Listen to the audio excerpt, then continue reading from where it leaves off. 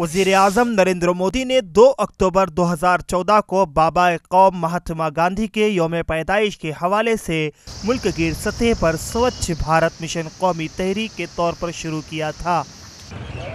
इस मुहिम का मकसद 2 अक्टूबर 2019 तक एक साफ सुथरे भारत के विजन को हासिल करना है।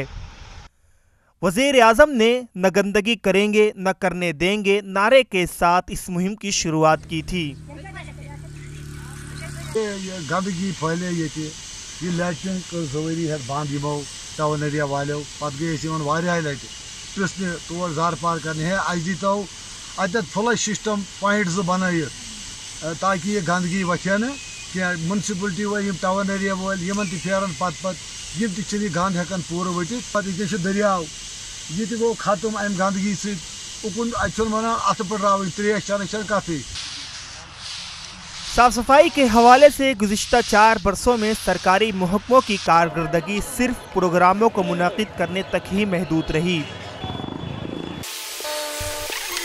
हद तो ये है कि म्यूनसिपलिटी हुक्काम की जानिब से यहाँ के मुनफरिद और साफ और शफाफ आबी ज़ख़ीरे से मुत्तसिल डंपिंग साइट्स बनाई गई हैं, जिसका आम लोगों पर मनफी असर पड़ रहा है।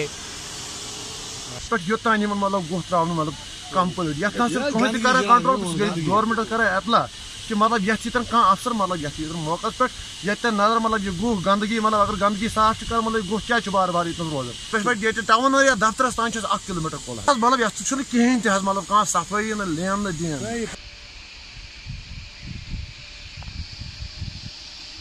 दिन के तहत 2019 तक मुल्क के तमाम घरों में पाखाना तामीर करने का हदफ मुकर्रर किया था।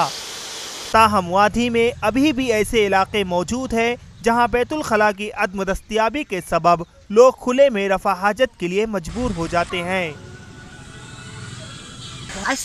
सफाई न गवर्नमेंट तवज्जो दिवान वोट वोट पे मोहल्लस दिवान नजर कह सड़क न कोच न दुवन फशन जा शेख जहन कहें बिल्कुल ोट आंगन मज मुकर फक गान मोहल्ला सफाई बे सड़क बे फ्लश पॉइंट वारियन गरन चीन।